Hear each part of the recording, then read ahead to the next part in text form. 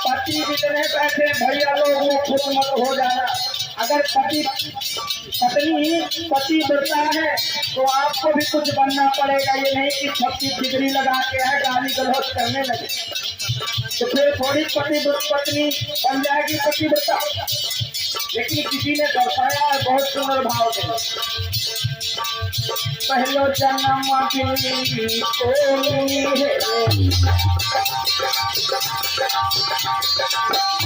हर घर की हरिया जाते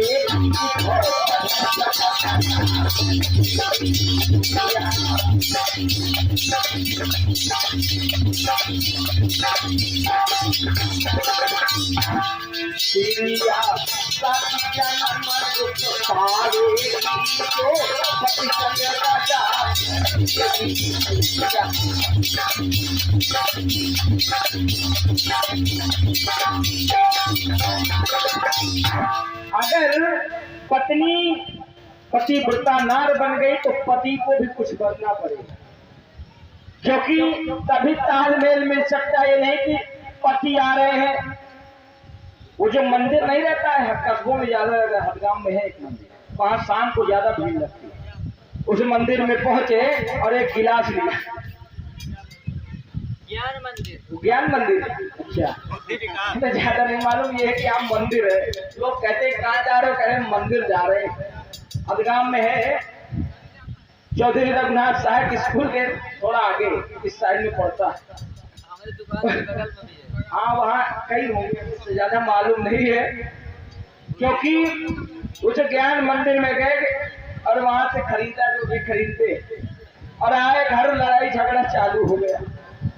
तो ऐसे पत्नी पतिव्रता नार नहीं बन सकती, आपको भी कुछ ना कुछ बनना पड़ेगा। अगर पत्नी आपके दो बातों को मान रही तो एक बात आपको भी मानना पड़ेगा, तभी तालमेल मिल सकता है। तो सुखदेव जी ने कहा, हे राजन, वो सुनीति एक पतिव्रता नार है जो अपने पुत्र को ऐसी शिक्षा दे रही है कि मेरे पति को कोई भी शब्द बुरा ना लगे। आज वो पुत्र रोते रोते अपनी माँ के पास पहुंचा। सुनीति ने देखा कि मेरे बेटे को किसी ने मार दिया है। गुरु से पूछा, कहा बेटा तुम्हें किसने मारा है? गुरु ने कहा कि हे माँ, जिसको आप मेरी माँ बताती हो कि वो भी तेरी माँ है, जैसे माँ मैं हूँ वैसे वो भी है, लेकिन उसी माँ ने मुझे मारा है। गुरु ने कहा कि हे माँ, मुझे इस बात का कष्ट नहीं है कि मेरी माँ ने मुझे मारा है, मुझे इस बात का कष्ट है कि मेरे पिता देखते रहे, पिता मेरे देखते रहे लेकिन एक शब्द नहीं वहां पर बोला, मुझे इस बात का कष्ट है। तो आज सुनीति ने कहा, बेटा शांत हो जाओ, शांत हो जाओ, अरे रहने दो, जो भी हुआ रहने दो, सब सही हुआ है। गुरु ने कहा, नहीं माँ, मुझे ये बताओ कि पिता से भी बढ़कर कौन सी गोद होती है, मैं उस गोद में बैठूं।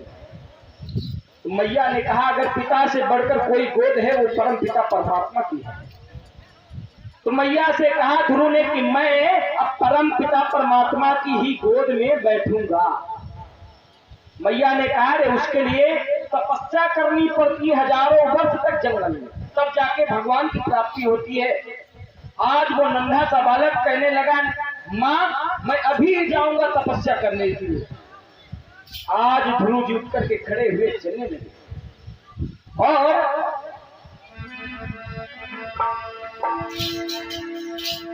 गुरु ने कहा, हे माँ, मैं जंगल के लिए जा रहा हूँ और वहां पर तपस्या करूंगा। माँ समझाती रही, रोकती रही, लेकिन वो नन्हा सा बालक नहीं रुका है।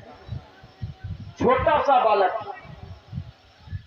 2-2.5 साल की उम्र थी उसकी, गुरु की, क्योंकि 5 वर्ष की अवस्था में उन्होंने भगवान की प्राप्ति कर ली। गुरु जी आज जंगल में पहुंचे, वहां पर सबसे पहले चारों तरफ घूमने लगे। घूमते रहे, मन में विचार किया कि मुझे तपस्या करनी है तो कैसे करनी है, क्योंकि शिक्षा नहीं ग्रहण की थी। और जो व्यक्ति कभी स्कूल ना गया हो, समाज में बैठा ना हो, किसी के पास, उसको क्या मालूम पड़ेगा कि क्या होता है। तो उनको ये नहीं मालूम था कि हमें तपस्या कैसे करना है। तो वहां पर देवी देवताओं ने अनेक प्रकार बहाने से ध्रुव को लौटाने का प्रयास किया, लेकिन वो लौटे नहीं। तब तक देवर्षि नारद जी उसी जंगल में पहुंच गए, और जब पहुंचे ध्रुव जी उनके पास पहुंच गए। ध्रुव जी ने कहा कि मुनिराज, हमें ये बताओ तपस्या कैसे करनी पड़ती है। तो देवर्षि नारद ने कहा, तपस्या करने के लिए गुरु करना पड़ता है। ध्रुव ने कहा कि आप ऐसा करो, आप ही मेरे गुरु बन जाओ, क्योंकि इस जंगल में मेरा गुरु कौन है। तो देवर्षि नारद ने कहा कि हम तुम्हें 12 मंत्र दे रहे हैं, उस मंत्र का उच्चारण करना, भगवान आपके पास दौड़ते चले आएंगे। देवर्षि नारद जी ने 12 मंत्र दिया ध्रुव जी को। ओम नमो भगवते वासुदेवाय, ओम नमो भगवते वासुदेवाय। कहा कि बेटा आप इसी 12 मंत्र का उच्चारण करते रहना, भगवान दौड़ के आ गए। जैसे ही ध्रुव जी ने सुना, उसी मंत्र का उच्चारण करने लगे। धीरे धीरे हजारों वर्ष तक तपस्या करते रहे, लेकिन भगवान नहीं आए। और धीरे धीरे और समय निकला तो ध्रुव जी ने खाना पीना बंद कर दिया, तपस्या करते गए। सभी भक्तगण शांतिपूर्वक बैठे रहे। झांकी तैयार हो चुकी है, आने ही वाली है, आओ से शांतिपूर्वक बैठे रहे, बस 5 मिनट। आज ध्रुव जी ने खाना पीना जब बंद कर दिया, फिर भी भगवान नहीं आए। तपस्या करते रहे, भगवान नहीं आए। यहां तक ध्रुव जी ने क्या किया, सांस लेना बंद कर दिया। जब सांस लेना ध्रुव जी ने बंद किया है,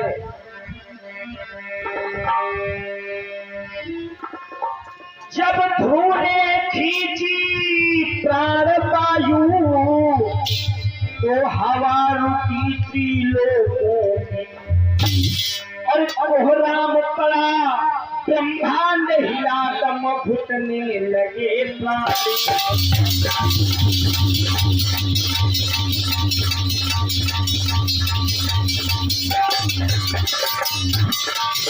जैसे ही सांस लेना बंद किया तो क्या है, आकाश मंडल डगमगाने लगा। जहां तक इंद्र का इंद्रासन तक डगमगाने लगा। जीवों की आंखें पतलाई, एरिया मगर दिल हिल गया इंद्र का इंद्रासन पुरवासी।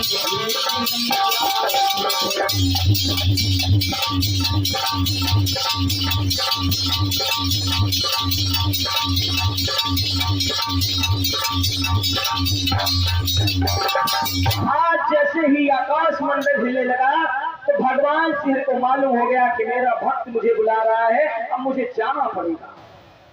भगवान श्री हरि, भगवान विष्णु वहां पर उपस्थित हो गए ध्रुव जी के सामने। जैसे ही ध्रुव जी के सामने आए, ध्रुव जी से कहा नेत्र खोलिए, नेत्र नहीं खोल रहे।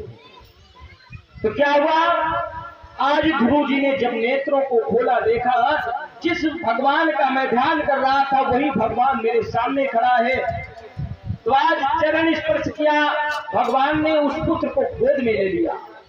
5 वर्ष की अवस्था में ध्रुव जी ने भगवान की प्राप्ति को कर लिया।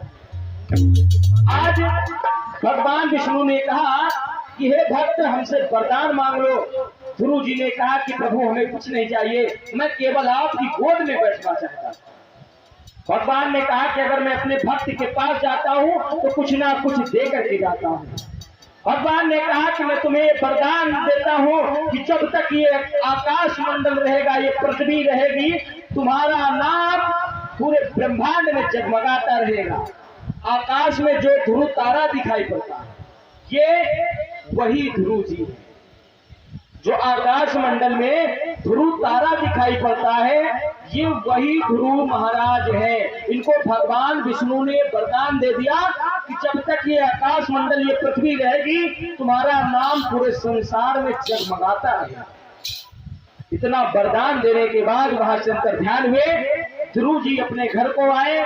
और जैसे घर को आए, ध्रुव जी सबसे पहले सुरुचि के पास गए, जिस माँ ने उनको मारा। मन में विचार किया कि अपनी सौतेली माँ के पास मैं सबसे पहले जाऊंगा। लेकिन जैसे सुरुचि ने देखा कि तपस्या करके वापस आया है, अब मेरे पास आ रहा है, तो सुरुचि ने दरवाजा बंद कर लिया। लेकिन जैसे दरवाजा बंद कर लिया तो ध्रुव जी ने कहा,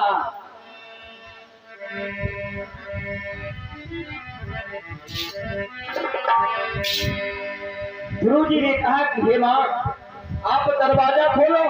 दरवाजा क्यों नहीं खोल रही हो? लेकिन उस सुरुचि ने दरवाजा नहीं खोला। ध्रुव जी समझ गए कि अब ये दरवाजा नहीं खोलने वाली है, तो ध्रुव जी वहां से अपनी मां सुनीति के पास पहुंचे। सुनीति ने अपने पुत्र को देखा, बहुत खुश हो गई। सुखदेव जी ने कहा, हे राजन, धीरे धीरे वहीं पर समय व्यतीत कर रहे हैं महाराज स्थान पाठ।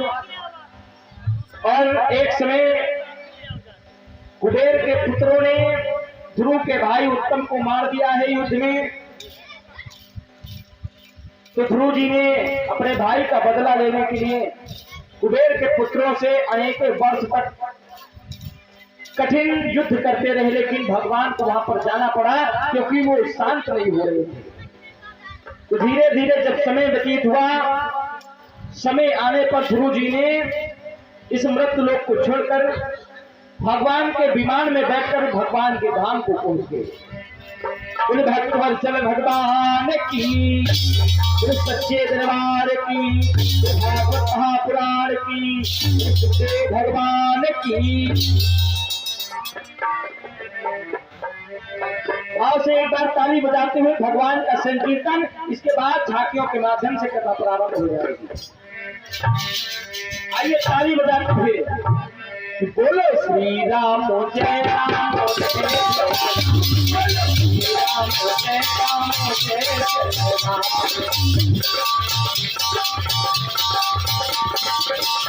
बोलो श्री राम जय राम जय जय राम। बोलो श्री राम जय राम जय जय राम। ताली बजाते हुए भाव से बोलते, जैसे ध्यान देना, याद आ जाता है, कुछ ना कुछ चालू करो तो याद आ जाता है। हमारी अम्मा लोग नहीं बोल रही। हाँ, नहीं बोल रही। तुम्हारी अम्मा लोग नहीं बोल रही, लेकिन हमारी अम्मा लोग बोलेंगी।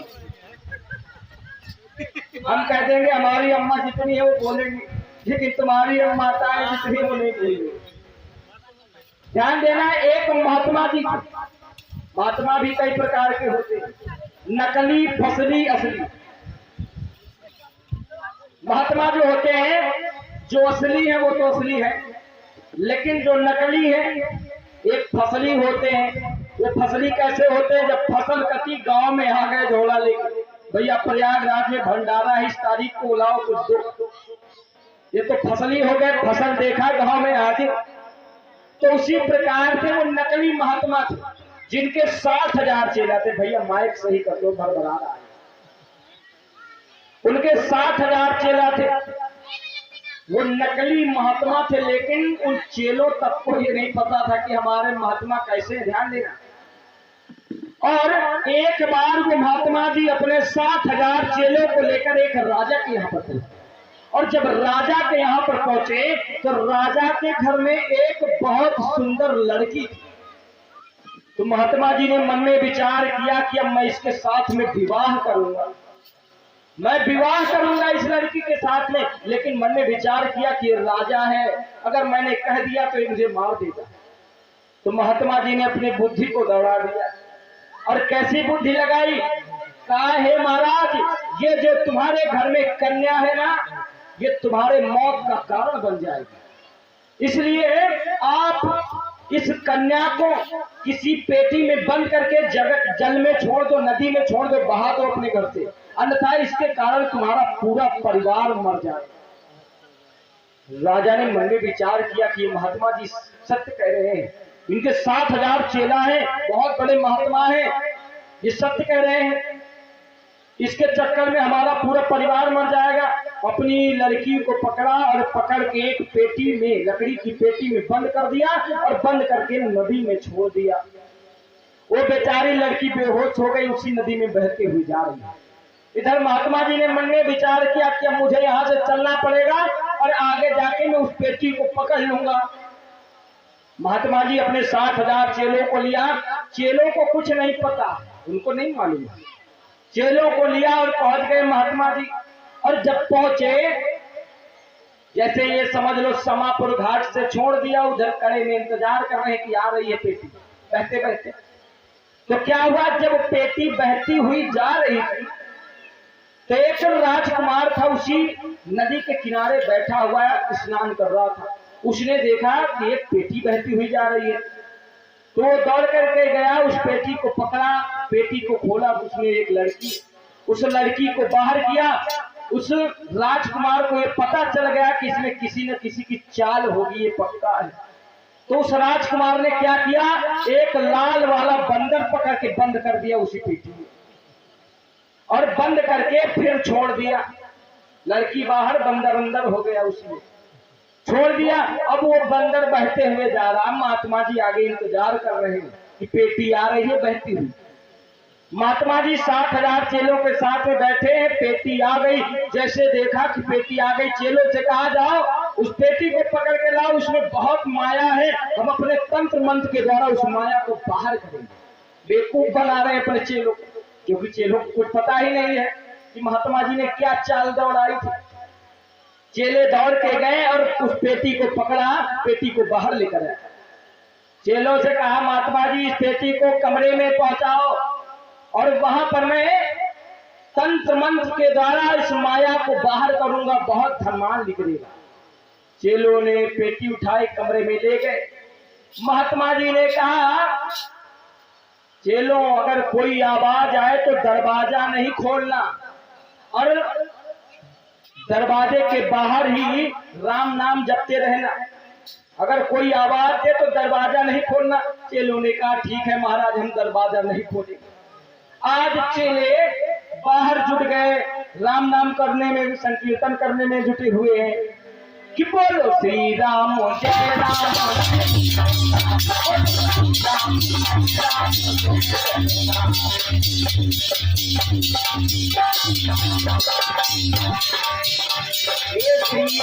जय राम जय जय, बोलो श्री राम जय राम जय जय राम, बोलो श्री राम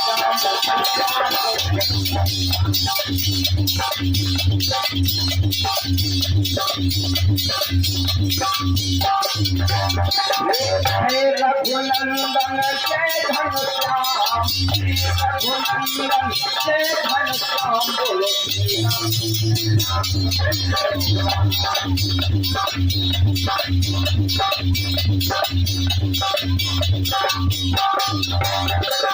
आज चेले यही संकीर्तन कर रहे हैं। महात्मा जी ने मन में विचार किया कि लड़की उसी में है, पेटी को खोला और वो गुस्से में था बंदर, क्योंकि 1 घंटा हो गया था बंद था उसी पेटी में। जैसे खोला, वो बंदर आया क्रोध में, बाबा की दाढ़ी को पकड़ लिया।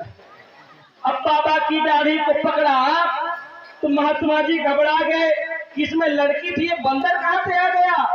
पूरे कमरे में घुमाने लगा महात्मा जी। महात्मा जी ने आवाज लगाया चेलों को, कहा, चेलों दरवाजा खोलो, इसमें बंदर है। चेलों ने सुना कि माया बहुत अभी अंदर है, वो और चिल्लाने लगे कि बोलो श्री राम जय राम श्री राम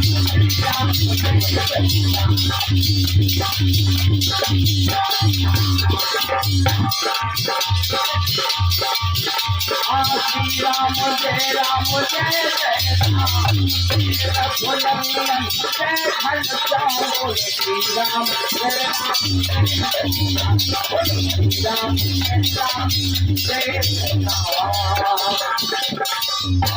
महात्मा जी की जान की पड़ी है, चेले और चिल्ला रहे बाहर। तो महात्मा जी ने कहा, अरे दरवाजा खोलो। चेलों ने सुना, कह रहे और जोर से बोलो, और चिल्लाने लगे, बोलो श्री राम जय राम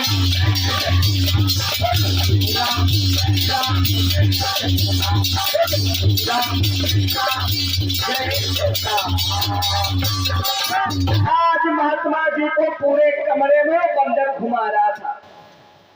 जब घुमाते गया, आधे घंटे समय निकल गए तो महात्मा जी सुस्त हो गए, बेहोश हो गए। चेलों ने मन में विचार किया कि काफी समय हो गया, हमारे महात्मा जी अकेले ही सारी माया लेकर तो नहीं फरार हो गए, अकेले ही सारी माया लेकर गायब हो गए। उन्होंने मन में विचार किया कि चलो अब दरवाजा खोलते हैं, माया निकली कि ना निकली। जैसे ही दरवाजा को खोला, वो बंदर भागता हुआ बाहर आया, किसी की दाढ़ी को पकड़ा, किसी के बाल को भाग गया वहां से। तो कहने का भाव ये है कि जैसा हमने भेष धारण किया है, वैसा उस भेष का सम्मान करना चाहिए। जैसे हम यहाँ पर भागवत कथा को सुनने के लिए हैं, क्या उद्देश्य लेकर आए थे घर से? चलो भागवत हो रही, वहां सुनने के लिए चलते हैं। तो हम यहाँ पर आए हैं तो यहाँ पर बैठ करके भागवत कथा ही सुने। कहने का भाव ये है, नहीं वही बाबा वाली दशा हो जाएगी। बोले सच्चे दरबार की, बोले भागवत महापुराण की।